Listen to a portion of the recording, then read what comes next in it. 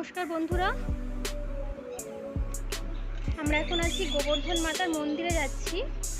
ওই ওপরে যেটা দেখতে পাচ্ছ তোমরা, ওটা হচ্ছে কি মন্দির আছে। আর এখান থেকে মোটামুটি একটু সিঁড়ি করে দোতলার সমান সিঁড়ি আছে। লোকেশন এটা বেলাপুর ফোর্টের কাছে। বেলাপুর সিবিটি স্টেশন থেকে অটো করে আসতে লাগবে, মিনিট 10 লাগবে অটোতে আসতে।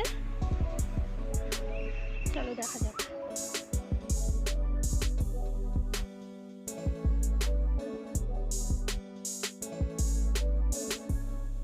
তো এখান থেকে মোটামুটি সিঁড়ি বেয়ে মোটামুটি 80-90টা সিঁড়ি বেয়ে এখানে উঠতে হয়। তো রাস্তাটা বেশ অনেকটা উঁচু, রাস্তাটা আমরা উঠছি। তো উঠতে উঠতে আমরা পুরো সে হাঁপিয়ে গেলাম। অনেক উঁচুতে রয়েছে এটা। ওই সে দেখা যাচ্ছে নিচে, দেখা যাচ্ছে নিচে থেকে আমরা হাঁটতে হাঁটতে উপরে এসেছি। তো এটা হলো সেই মন্দিরটা দেখতে খুব সুন্দর।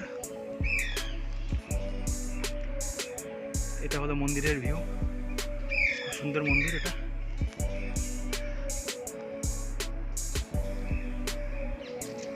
আর এটা হচ্ছে মন্দিরের গেট। তো আমরা এখন মন্দিরের উপরেও উঠবো।